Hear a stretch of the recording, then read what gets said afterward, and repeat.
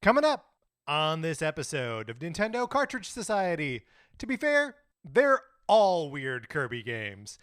It's dangerous to go alone, so the Nintendo Cartridge Society goes with ya.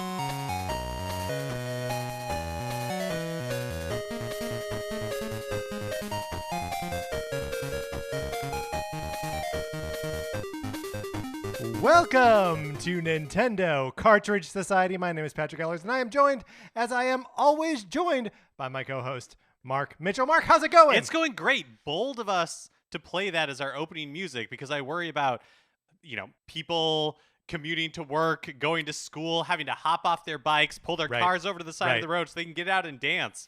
It's such a great little piece of music, and obviously we are featuring pieces of Kirby music at the tops of all of these episodes. And I gotta say, real banger, Kirby Block Ball Level 2. Look, people, I was once you. I was once doubting the power of Kirby Block Ball, but let me tell you, it's amazing. It's just a great game. It's just a great game. It's just a great game. That's all there is to it. We're going to be discussing weird Kirby games in a minute, but first I want to tell you about the Sonic Forces borrowing program, my copy of Sonic Forces for the Nintendo Switch. Would you like to borrow it? You can. All you got to do is email us at nintendocartridgesociety@gmail.com. Give us a mailing address where I can send you my copy of Sonic Forces. One small thing about that, there may be a copy of Untitled Goose Game in there. That's fine. There's no reason to panic. No need to panic. No reason to panic. You play whichever game you get for as long as you want. You send it back. I pay for postage both ways. It's the perfect borrowing program. Another thing we got to tell you about before we get into weird Kirby games is you can leave us a 5-star review on Apple Podcasts, Spotify, or wherever you get your podcasts. We appreciate it so much. It helps people find the show. Also, Patrick and I love reading your reviews. Here's one thing I forgot to say on Tuesday, so I am saying it today with emphasis. If you leave us a 5-star review on Apple Podcasts, we see it. We will give you a shout out on the show. We can't see if you leave us a review on Spotify or other podcast stores, but we appreciate it all the same. We still want to give you a shout out. So hit us up on Twitter, send us an email, and we'll give you a shout out. And then we are, of course, in Kirby month right now, nearing the end of it, which again, I just can't believe. This week we are, of course, discussing weird Kirby games, and next week we will be having a review discussion about a brand new Kirby game. A full-on Kirby hoedown. That's right. We are declaring next week the Kirby hoedown, not the Herbie Codown. We are playing Kirby and the Forgotten Land and talking about it. But Mark, before we do that, we got to talk today about weird Kirby games. Let's get into it.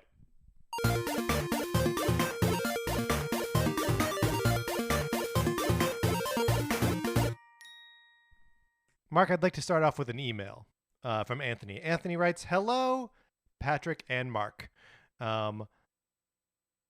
Play here." He says, He says, "I know I'm cutting it close to Kirby month, but I have a few suggestions." It doesn't matter as long as and this email came in like 4 weeks ago, so it's fine. You're doing great, Anthony. He says, play some weird Kirby games. Those are usually my favorite. Off the top of my head, there's Block Ball, Pinball Land, Dream Course, and Star Stacker. And I think Block Ball is the best out of these. Anthony, I gotta agree with you. We have to do weird Kirby games. We're devoting an entire episode to it. And maybe tipping my hand, I also maybe agree that Block Ball's the best. It's so fun. I don't know if it's tipping our hand at this point because we've been saying it. It's our new favorite thing to talk about. I mean, I may have actually a different favorite on this list. Although I do just absolutely love Kirby Block Ball. I do feel a little bit, before we get into the meat of it, yes, that I almost have to I feel like we have to apologize maybe for the name of this episode. I feel like in our pre-Kirby month ignorance, before we had really experienced what Kirby had to offer, we were coming up with episode topics, and we were like, oh, well, we'll do an episode on weird Kirby games, Right. without really wrapping our head around what that meant. Well, and we've committed to doing shows about weird whatever in the past, right? We did a whole episode with Greg Smith about just weird games. That's maybe one of our most ill-defined episode topics that we've ever discussed. But yes, I think we need to define what we mean by weird games because, Mark, as you rightly pointed out before we started recording, all Kirby games are weird. It's like, yeah. And I don't think I realized that to the extent, like we had talked about previously on this show when, bantering about Kirby, we'd say like, man, they get all like cosmic and weird at the end. And so that's kind of in my mind. I was like, oh, okay, that's like standard Kirby. You have like the 2D side-scrolling Kirby stuff. And yeah, it gets weird. But then there's all the other stuff. And I think that is still probably like the definition. Yeah, I think that's still the dividing line. And where on one side is if it's side-scrolling, if it's platforming, if you are pressing up to, puff yourself up with air and like fly through the level. Probably if there are copy abilities, though a lot of the weird games do have copy abilities, and Kirby's Dream Land famously doesn't have copy abilities. But like you know it when you see it, where you're like, this Kirby game is not like the rest of these things. That's what we're talking about, right? Right. And like if we were to break it down into, because I think the like analog here is Mario, right? Like when a Mario game is a regular Mario game, and when it is a weird Mario game, or like a Mario expanded universe thing. Mario Strikers, not a normal Mario game, right? They're playing soccer. But I think because Kirby also ends up like doing all these like different things, right? We've got a handful of, maybe like 8 games that we're going to discuss today. And there are a couple more that we probably could have played on top of this that are Kirby games. But you're doing something fundamentally different, right? And I think, I talked a little bit before about how Kirby is sort of like delivering on the idea of Mr. Video that Mario was originally intended to be, right? That he can be the player character in any kind of video game. And I think like Kirby does that, but does it in a different way, right? Because when Mario is in a golf game, Mario's just playing golf. But when Kirby's in a golf game, he's the ball.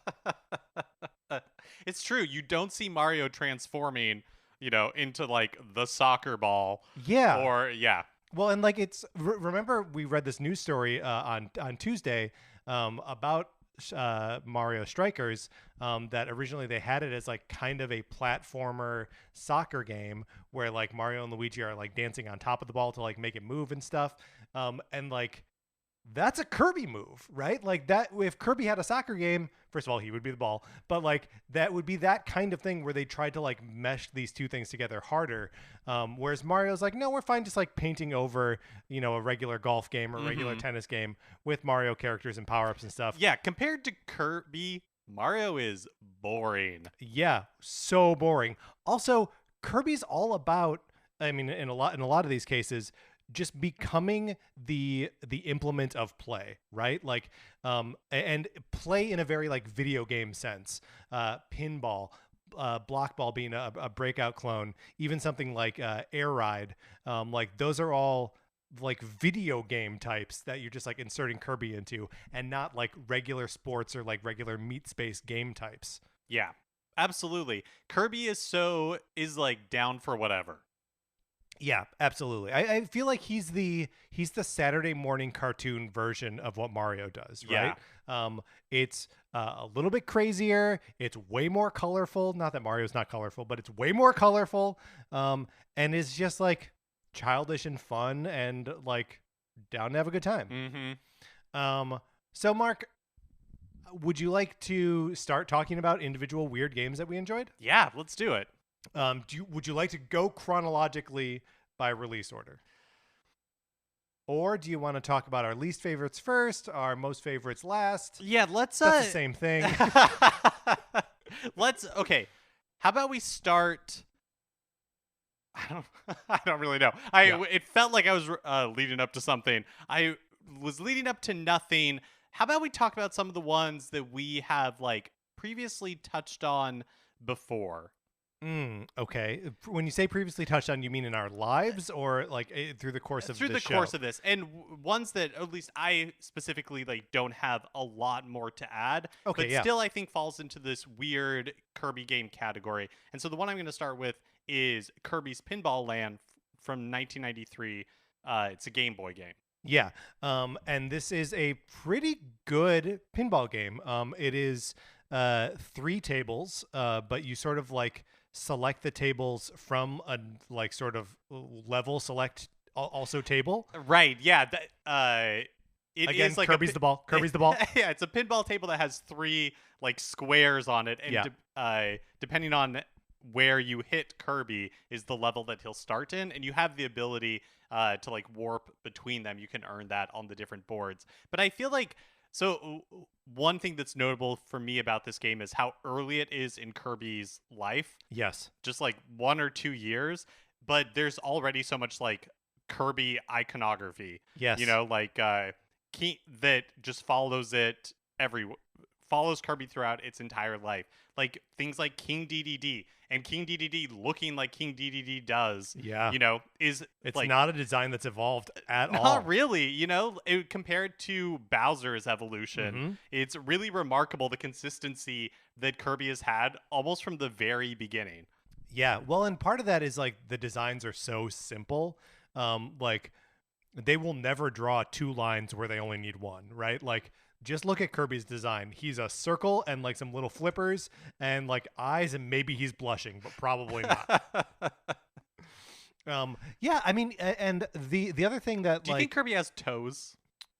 he's got boots, right? Right. He wears He has shoes. little shoes.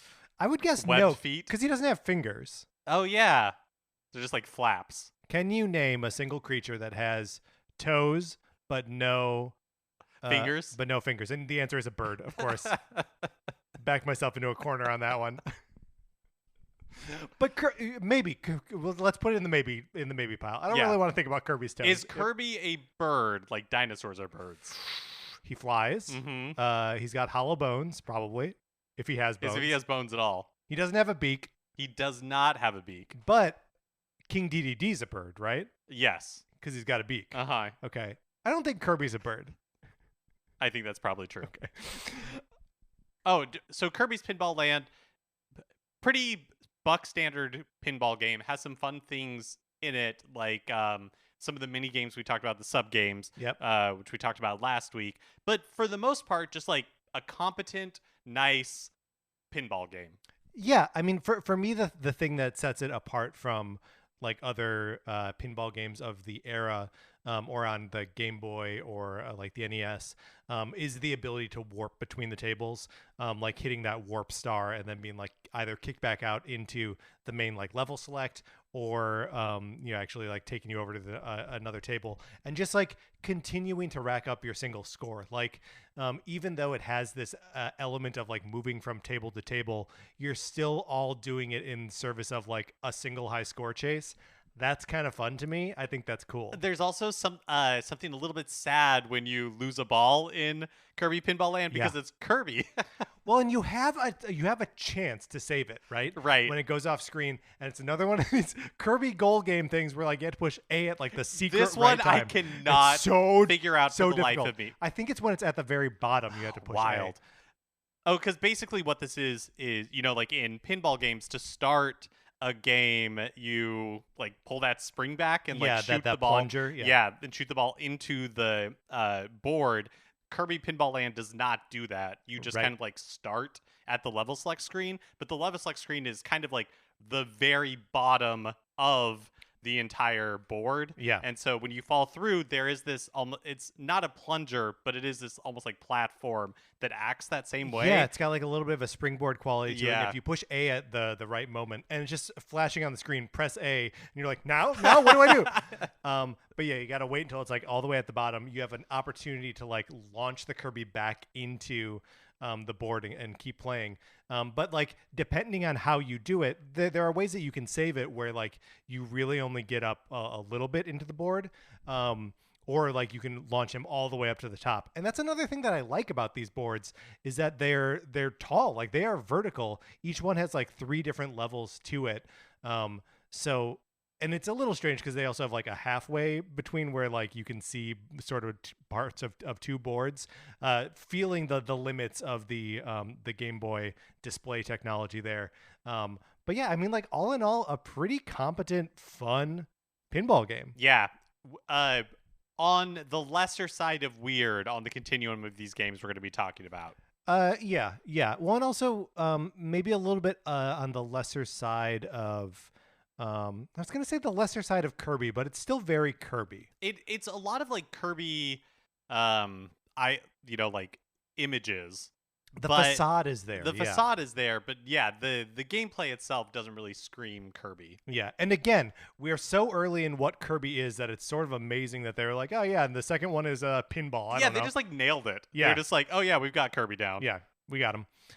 So then do you want to go to like other games that we are just sort of like going to mention a little bit more glancingly? Yeah, let's do that. Okay, so let's address this because I don't know if I agree with its placement on this list. You put down Kirby's Epic Yarn. Defend yourself. Okay.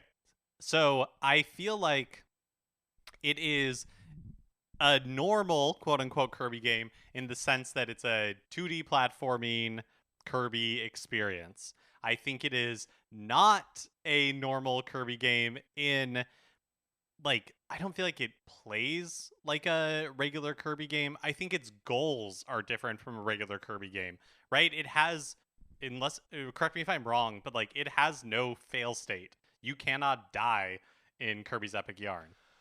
Yeah, I think that's right. All you can do is lose gems. Yeah, I mean the game truly is a good feel game, right? Like it plays very much like Yoshi's Woolly World, and sort of before that, the WarioWare, Wario Land Shake It. Yeah, thank you. Where except like Wario Land is also, I think, pretty successfully a Wario Land game. But I will agree that like it's sort of the good feel formula stapled onto Kirby. This is also one of the only Kirby games not developed by HAL. Weird in that way. Prince Fluff, weird in that way. Yeah, so I feel like it's not so far divorced from what Kirby is, but it is a very specific take on a Kirby game. Right, so honorable mention, I guess, to Kirby's Epic Yarn. Weird for only sort of being a weird Kirby game. What else on this list do you think are we not going to touch on too much? We're not going to talk too much about Kirby's Air Ride. Right. Sort of just but for practical reasons. Neither of us have a Wii or a GameCube that we could play this game on. I've never played Kirby Air Ride. I think I've played it a little bit, but not enough to really speak to it. You think you have played it a little bit? I think so. Okay, cool. Mark, I think at this point I want to pause for a second and say, I apologize for any time that I say Kirby and I mean Kirby's, like possessive, or when I say Kirby's possessive and I just mean Kirby. That's right. Because the names of these games seemingly use it interchangeably. Kirby Air Ride and Kirby's Pinball Land. Yeah, and you have the odd Kirby : Canvas Curse. Right. So popping up there now and then. What are we supposed to do here? Like it's it's impossible. Let's actually move on to Kirby Canvas Curse because that's another one that we're not going to talk about specifically, but we are going to talk a little bit about its sequel, right? Or the game that has gameplay most like it, Kirby and the Rainbow Curse.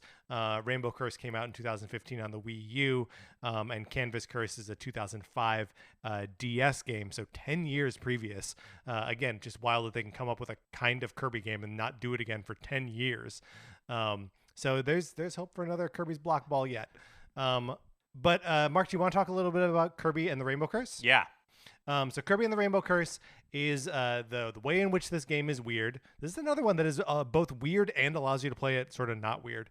But you control this game. There's a Kirby that rolls around on the screen, sort of like up in the air, and you can draw little lines of like rainbow paint that he will sort of follow, and you can tap on him to like make him speed through it. But the second player can control the bandana Waddle Dee.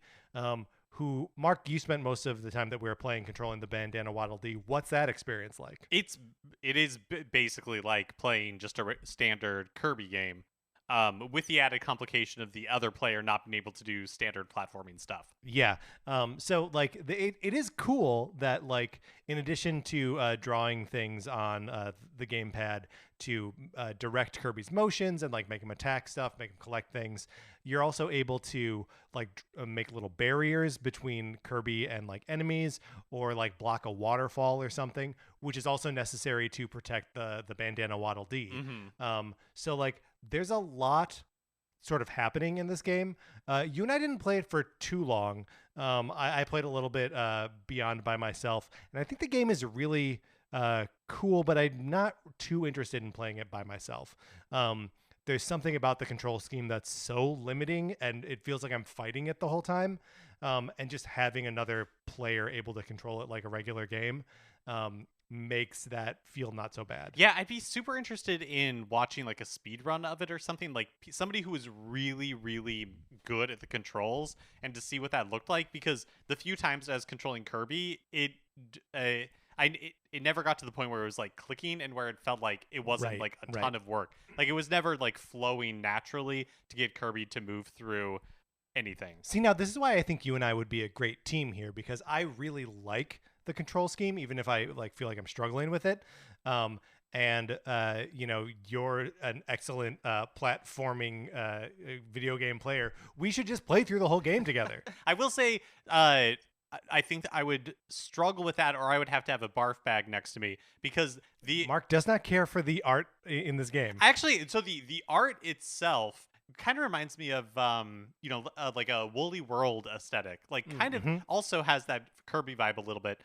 Yoshi vibe a little bit, but Kirby himself is disgusting to me. Everything is made of clay. Yes, but which is important to know. Yeah, everything is made of clay, and for the most part, cool. But like Kirby is like undulating. Yeah. Like he's like full of like a bag of sausage that's full of worms. Like it's really gross. You want to talk about Kirby's toes, but as soon as Kirby's made of clay, it's too much. I think there's something like it's too handmade. You can almost see like the fingerprints on him. Yeah. And that grosses me out a little bit. The music, on the other hand, oh yeah, amazing, spectacular. Yeah, really, really great music. I really liked the aesthetic, and like, you know, there was the opening cutscene where, of course, Kirby's asleep on Planet Popstar when something terrible happens. Like what? Say what you will about Kirby, but one thing I will say, yes, lazy. Yes, totally lazy. But here's one thing you got to give to Kirby though. He gets his 8 hours. Yeah. Every night. Oh, his model's 8 for sure. Going back to our pro con list, yes, of Kirby as life partner. So we already know con, reactive instead of proactive. Right.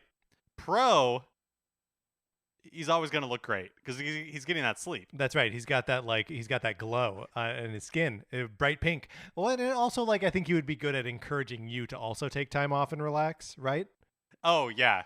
Maybe in a detrimental to a fault. Yeah, you're gonna lose your job. Yeah, unless something's bad, because then he's like, strap on a bandana and grab a spear. Right. You know, we're You're going to my work. Waddle Dee. I don't want to be Kirby's Waddle Dee. Con. Do not want to be a Waddle Dee. Okay, so I think that's we've discussed Rainbow Curse pretty well, which is also you just got to serve as our canvas curse, as we didn't really have access to it to play it. Mark, where would you like to go next? Keep in mind, listener, that we have promised that we will talk about Kirby's Dream Course in this episode. Let's talk about Mass Attack, because I would love to hear your experience with Mass Attack. Yeah, so Kirby Mass Attack is I was a little not worried, but I was like, oh, is this going to be another one of these like you're drawing the Kirby path sort of games? It's a DS game from 2011. And it you start off with one little Kirby You start. It's a regular Kirby who gets blown into 10 little Kirbys. Hate when that happens. It just happens, Sometimes a Kirby becomes 10 Kirbys, and the gameplay is sort of a mix between. It still feels like a side-scrolling platformer in a lot of ways, but you are directing the Kirby's attention by either tapping on objects you want them to attack or interact with, or you are just tapping a place on the screen where you want them all to go. Yeah, when you were playing it, my first thought was like, oh, this is really like Pikmin-y. It's a little Pikmin-y. It definitely has a feel of like Lemmings or the March of the Minis, the like Mario versus Donkey Kong thing. But I feel like I have so much more direct control over them. Even if it's still like a little bit sloppy just on account of its like the touch controls. But the game is so like it's so open and so like welcoming to you experimenting on like how you approach it. The only barriers for like getting into the next level, well, you have to finish a level and then it like opens there are sort of like concentric circles on the world select screen until you get to the middle. And as you get higher or as you get closer into the center of the circle, the numbers associated with the levels get higher, and you need to have more Kirbys in your party to go into those levels. And it's kind of amazing how much exploration and like combat they build into this like touch-based control system. A lot of like flicking Kirbys at your enemy at the right time, a lot of like double tapping somewhere to make them run to get out of the way of an attack that you can see coming. When one of your Kirbys gets hurt, and like so they go from pink to blue when they get hurt, and if they take damage when they get hurt, they die, and there's like a little Kirby ghost that's like kind of floating up, and you can save them by throwing other Kirbys at them to like nail the Kirby angel to the ground and like bring it back to life. But yeah, it's just like I don't know, it feels frantic and like energetic gameplay. This is my like stealth pick for best weird Kirby game. I absolutely love Kirby Mass Attack. And like I feel like there are more, you see a lot of the like old time Kirby enemies, but there are a lot of new kind of Kirby bad guys about. It also features in sort of a lesser way the Squeak Squad from another DS game, Kirby Squeak Squad. So it's just like it expands on the Kirby mythology in a way that's fun, and just the gameplay is super compelling and awesome. I wish I had a copy of it, like a cart, so I could play it on my 3DS. I'm currently playing it on the Wii U, which means I have the touch screen on the gamepad and the top screen on the TV, which is it's functional, but it's weird. I want to be able to like see both screens at once. There's also something very fun about just having that many Kirbys on screen. Oh yeah, and hearing all their like little squeaks and stuff, and like when you make like 10 of them attack one guy, and like you can just see the enemy like make a weird face, and like all the Kirbys are just like latched onto him, like punching him in the cheek, and then the way they finish him is always like lift him up and slam him into the ground. The Kirbys are brutal, man. But no, I think it is truly a great entry in the series. And like sort of like opened my eyes to the like sheer variety of what like a full Kirby game could be. It also has, when we mentioned this on last Thursday's episode, some great sub games. This is where the is it Astro Patrol, Aero Patrol, EOS, Astro? I forget exactly what the name of it is. But it's like a top-down shooting flying game, and then also the Kirby's Brawl Ball, which is another pinball table that you can play with bosses and stuff. It's all just like in there. So the game is fully featured. I think it is one of the best. How about we move to Kirby? Because I feel like we can leave Kirby Dream Course for the end. But how about we talk about Kirby's Block Ball, or say whatever more we want to say about Kirby's Block Ball before moving on? Okay, so Kirby's Block Ball. I mean, Mark, do you want to set up what Kirby's Block Ball is? Yeah, so this is a breakout-like game. Actually, I'm going to read Josh's email. Josh says, "Hey guys, my first Kirby memory was Kirby's Block Ball on the Game Boy, which I am reading now is a Breakout clone, although I guess I never played Breakout. I was very young and I didn't like the game very much, but I played a ton of it because I didn't have that many games. This would later confuse me when playing Smash Brothers and Kirby was eating all these people and had these floating powers, because he didn't do anything like that in Kirby's Block Ball." That's amazing. Sorry, Mark. No, I mean, Josh summed it up. I have not played enough of Breakout because I think of it as just like a very simple arcade game. Kirby's Block Ball gets so much more complex. Yes. With paddles on 4 different sides and like and boss enemies that you have to fight and like learn their attack patterns and stuff. But like the best of the Kirby sub games or the best of like the Game & Watch series, it is something that is so simple and it's easy to grasp what you're supposed to be doing, but then the kind of like joy of the game comes in mastering it and just getting like progressively better. And they layer on additional abilities. Like in the beginning, it's just little tiny Kirby bouncing around, and you hit one item once and it disappears. But then later you could get this kind of like trampoline ability that when you time it right with the little Kirby and you bounce him up, he becomes like big puffed up Kirby, and so he can do more damage. And it's just like really smart about metering out these additional abilities in a really like in a way like the timing of it is perfect. Yeah, it feels like appropriate and like you're learning new stuff at like a fun pace. It also has, this game has copy abilities in it. So when you get like the electricity copy ability, you can trigger it and Kirby like he's able to blast through objects that he wasn't able to blast through before. And it's just a matter of like, pushing B, the B button to like sort of activate it and make him like fly through the air in like a more damaging way, which can be helpful for clearing obstacles that you couldn't clear before, fighting enemies, of course, but especially in fighting bosses. Yeah. And I feel like generally speaking, Kirby games are fairly easy. Like when we were playing Planet Robobot, I really enjoyed it, but I ended up with, like 50 lives or something like that. I was never really at risk of dying at any point. But I feel like with Kirby Block Ball, like you have opportunities to earn extra lives in these mini games, and I was grateful for those opportunities. Yeah, it feels like meaningful, right? Where you're like, oh my God, yes. It's also like, it does one of the things that like I always want for a repurposing of like classic arcade style games, where it's not about the high score chase anymore, where like, because that's really all that Breakout ever is, right? Is that you're just trying to get a higher score and like get further in the maps. This like has a little bit of like a story and like a direction, not a story that's overselling it, but like a regular sort of progression with bosses and like opportunities to play like bonus games and stuff. It just takes something like pinball or any sort of arcadey experience and makes it feel more like a game that you can just spend a bunch of time playing. Yeah, absolutely. Plus, it has that amazing music that we played at the beginning of this episode. Like it's Kirby's Block Ball is one of the great joys, wonderful discoveries of Kirby Month for me. Absolutely, it's just a great way to spend like a few minutes playing a game. Yeah. Yep.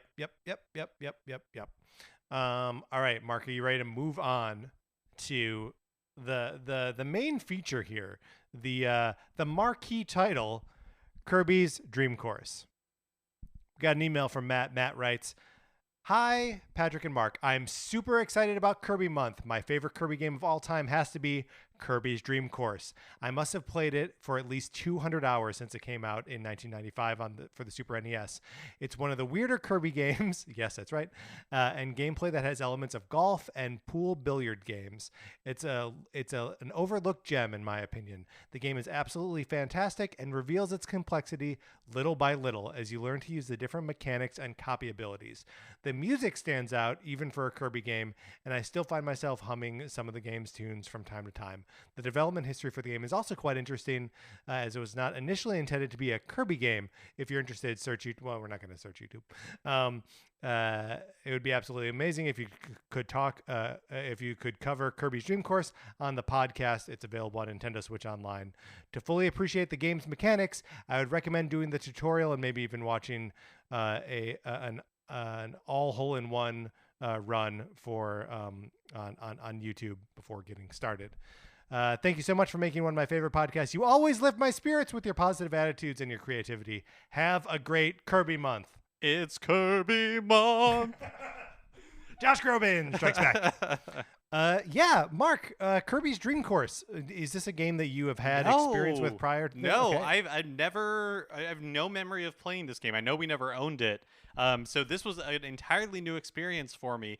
Wasn't really sure what to expect. How about you, Patrick? What is your experience with Dream Course? So Dream Course is a game that I did try to mess around with a couple years ago. I think when the Super NES Classic Edition came out, that it is on there, or maybe I played it on like the Wii Virtual Console or something like that. Well, you know what? I have it on my 3DS. I know that much for sure. And I found the game at that time to be, and so maybe I should have looked up some like hole-in-one kind of walkthroughs. I feel like it's a little obtuse for my liking. So the way the game works is you have all these different like holes. They're like holes in golf. But they're taking place on some like funky outer space, astral plane, whatever. And it does like a super fun job of recreating like a 3D environment with like slopes and all this sort of stuff. Like it does a good job of convincing you it's using polygons. And you are controlling Kirby, but with sort of like golf mechanics.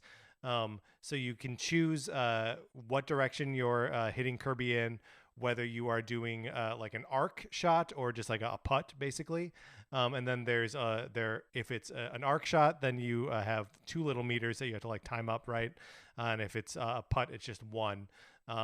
And you have to eliminate enemies, and once you have just 1 enemy left, that enemy turns into a hole, and then you go into the hole, and that's the end of the game. Yeah, and then the other kind of like complication in it is that you have 4 meta tomatoes, and every time you like hit Kirby, you move Kirby, you lose a tomato unless you hit an enemy. So you also have to finish the course without exhausting your like moves, essentially. Right. But also, if you're getting to a place where you've exhausted your moves, you are so far, because you're theoretically playing the game against all these computer opponents, right? And they are pretty good at the courses, right? Like they know how to play them. Wait, really? I never played against computer character. Well, so this is what I'm saying is that like theoretically you're playing against them, because at the end you see like another character and like how many strokes they finished it in. Really? That's what happened to me. Oh, interesting. Are we playing the same game? I don't remember that at all. Or like that was not my experience at all. My experience was like I was going through the course, and then at the end I would almost have like a scorecard when I was going from hole to hole. Yeah. That would tell me like how many moves I did it in. Well, maybe it only shows you that if you've been beaten by someone, because I get beaten by someone like over and over again. I don't think I'm very good at this game, and one of the like hangups that I have about it, and this is a fun game, which is not going to be us ragging on everyone's favorite Kirby's Dream Course for 20 minutes. But my like kind of hangup about it is that I don't have a good gauge of how hard I'm hitting Kirby until I've already done it. So like, I can aim for anywhere on that little meter, and I'm pretty good at getting it to stop exactly where I want it to. But like I don't have any, halfway up, how far does that move Kirby? Like I don't know. I don't have that internalized yet. How were you able to get around that, or or internalize it? Kind of. And the reason I say kind of is because I think Josh did a good job of describing it. It is a golf game, but This is Matt.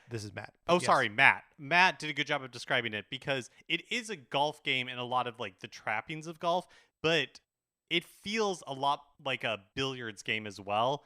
And really, I fell victim of my own kind of like mania where because we're playing on the Nintendo Switch Online and it has that like 30-second rewind feature Yeah. that I couldn't just let a hole go. I had to figure out how to do it in a hole in one. Which is a fun puzzle. And so I would constantly be like did I ever like master the meter? Not really, but hole to hole I became really good at it because I would, hit it at one meter level and then see how it reacted and be like, "Oh, I got to like adjust that just a little bit." And so hold it like in a hole, I became very good at figuring out what the meter did. Yeah. But like in general, like I couldn't just look at a course and say, "Oh, if I hit it halfway, this is how far Kirby's gonna go." Yeah, which honestly, like to me, seems like how you would have played this game as a kid, right? That like you would have memorized how to do each of the courses and then just like executed on it. I do think that if like this is one of those sort of memorizable games, right? Where you could get really good at it and then like execute it perfectly, like you're playing Punch Out, right? Where you just know exactly where to put everything and when to swing and all this kind of stuff. But it would feel like a cool like Rube Goldberg contraption where you're just making all this cool stuff happen. Yeah, totally. Especially because like the physics are pretty good. Yeah. There's lots of opportunities for you to like fall off of the course Hmm. or parts where it has like a border around it, and when you hit the border, it'll push you back in the opposite direction, like stuff like that. Where it's like, yeah, like I think it opens up a lot of possibilities for how you can get through each of these holes, and finding that kind of like perfect route. Because one of the things that I thought was cool is that it's not, you can hit the enemies, you can kill the enemies that you need to kill in order to move on in any order. And Yes. so there's also like a little bit of optimization in there Right. where Because it's you're like, who do I want to become the whole? right, Yeah. especially when there's like a very, because the last enemy that's on the board, uh, you don't kill them. Just when they're the only one left, they turn into the hole that you need to roll into to complete the course. And so there are some courses where it's very like narrow and long, and on one end is one enemy, and on the other end is the other enemy, and there's enemies in between. But you have to kind of figure out like, okay, I'm gonna have to go uphill at the end here. Which one is really the best one for me to like attack first? Right, right, right. Well, and this is another one of these that has copy abilities, and you have to like take into consideration like, okay, I go over here, get this copy ability, and then I can use it to. Man, I think that the way this game uses copy abilities is sort of ingenious, right? Like in all other Kirby games, like, oh yeah, you see an enemy attack a certain way, you use the copy ability, and now you attack that way. And it's like, okay, that's a 1-to-1, like I get it. But this, man, when you're using like the snowman ability to like freeze the water and like skate over it, or when you're using the parasol ability to like stop your like arc shot like short so you can like drop right down on something, it kind of ingenious. Yeah, when I figured out that, because in one of the levels I got this like electricity power, Yeah. and I didn't like early in the game, and I didn't realize that it was like a copy ability. But then I got the wheel like one or two Yep. holes later, and I felt unstoppable. Yeah, yeah. I Like, mean, the wheel. Look, wheel maybe. We've talked about our favorite copy abilities. The wheel, a good one. it's a good one. It's a good one. Limited utility, Yes. but when something is designed for it, it feels great. Yeah. Yeah. I mean, this is a good game. Like, I find it a little strange that Kirby's Dream Course. I don't have like an analog for it. Like, I can't think of another game like it that like has its priorities. Like it's similar in some ways to golf games, but also, like you say, has so much of like the pool influence. Um, Yeah, but it's like so adventure-y. I found it. What was that pool panic game from Adult Swim a couple years ago? I Right. wonder if I were to revisit that. I played that for a little bit, and I don't remember having the same feelings for that I have for Kirby's Dream Course. And one thing that I thought was made this unique to like golf games and other stuff is like it kind of like forced me to approach it as a puzzle game rather than like Yeah, a golf game, and that distinction in my head.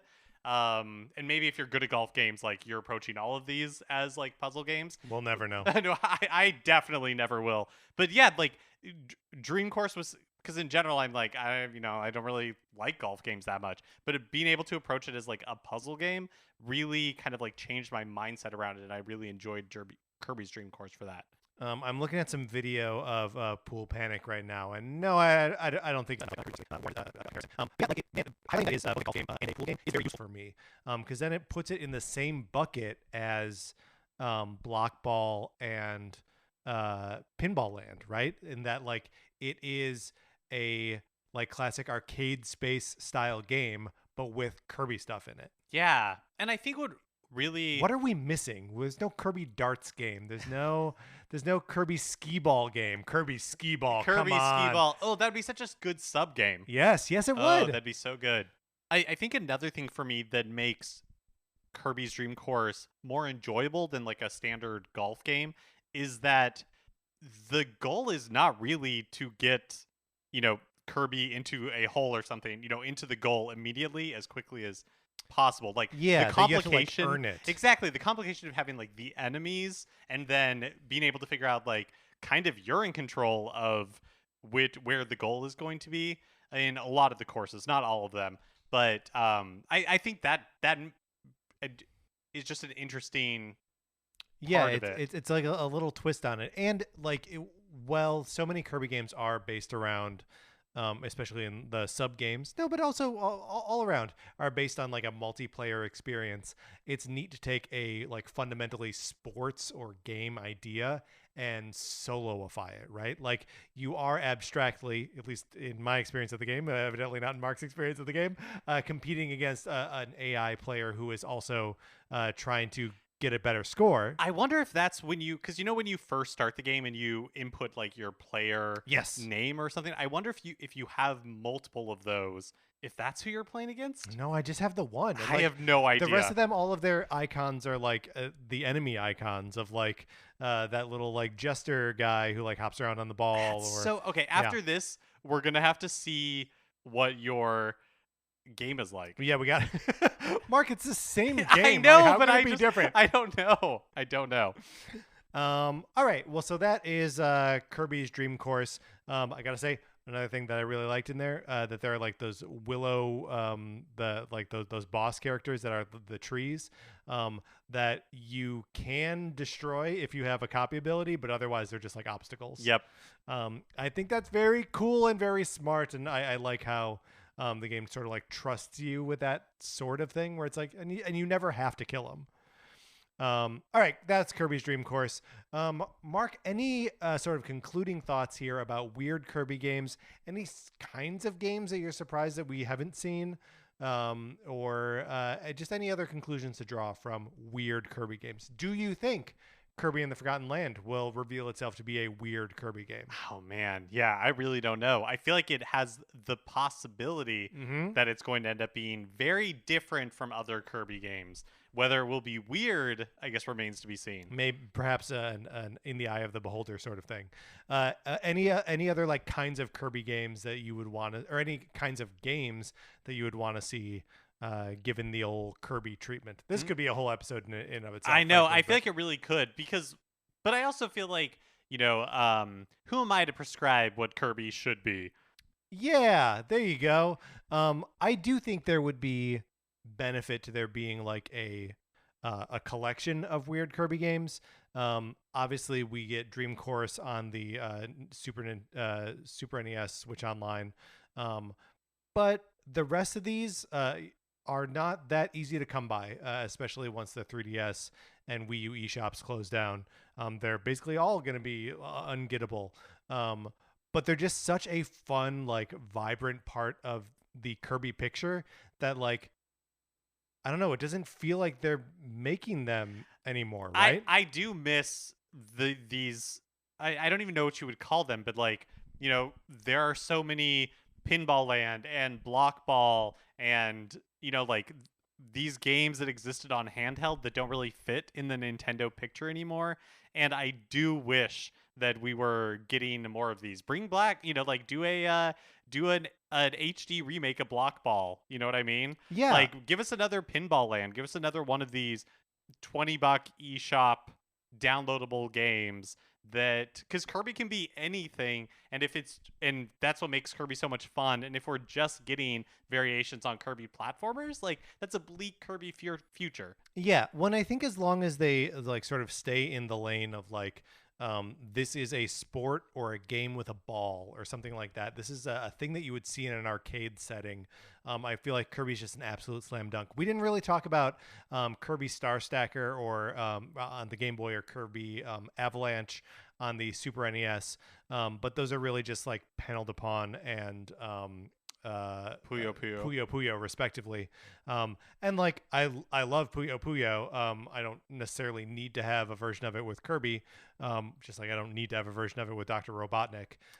But Kirby Picross, make it happen. Give me a Kirby Picross. Man, what does that mean? For what is it like? Is Kirby's the pen?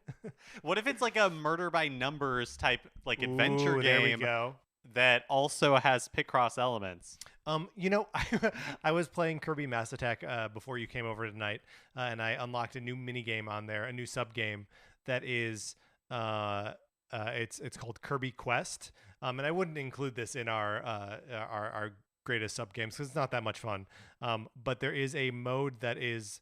It's like it's just battles in like an RPG sort of setting, and it's really just like a reflex tester of like you're trying to stop a meter in the right place to deal more damage.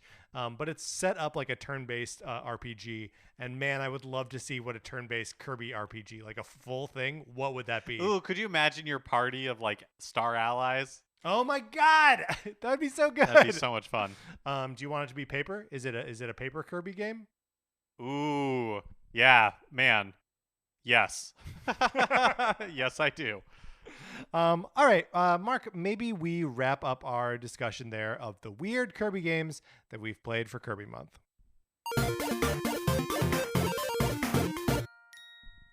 All right, Mark, that's going to do it for this episode of Nintendo Cartridge Society. We would love to know what other people's experience with weird Kirby games. Did we leave any out? And I know we didn't talk about Air Ride, but we would love to hear your comments about that game.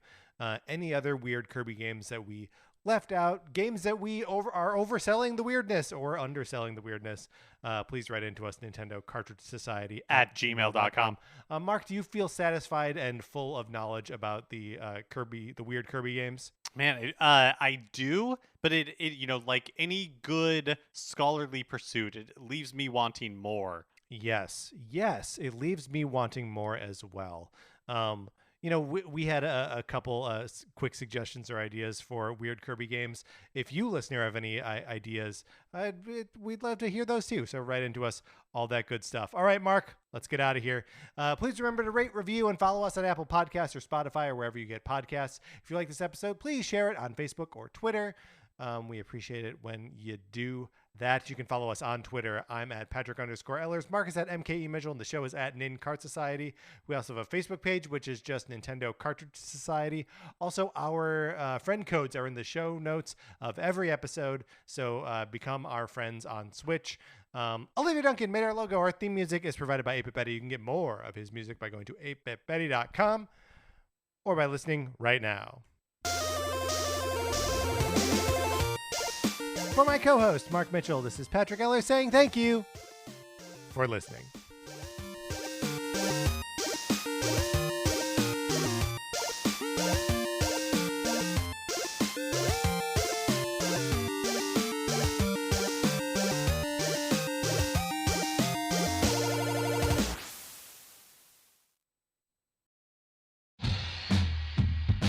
Have you ever encountered an unexplained hairy bipedal hominid in the woods? Have you received telepathic messages from an unidentified aerial phenomenon? If so, then you need to listen to Bigfoot Collectors Club. I'm Michael McMillan. And I'm Bryce Johnson. And together with super producer Riley Bray, we make up the Bigfoot Collectors Club. That's right. Every week we talk to actors, comedians, writers, and paranormal experts about their personal paranormal histories and share stories of high strangeness. Like the time when we talked to Craig Ferguson about the Loch Ness Monster and when a sea witch told him him he had raven magic. Or the time I asked Pitch Perfect's Anna Camp her opinion on cattle mutilations.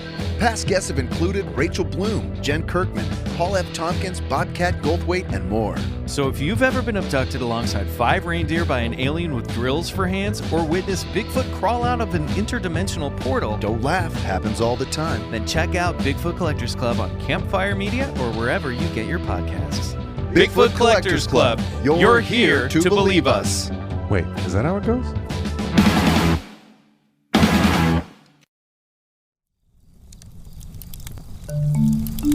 Campfire.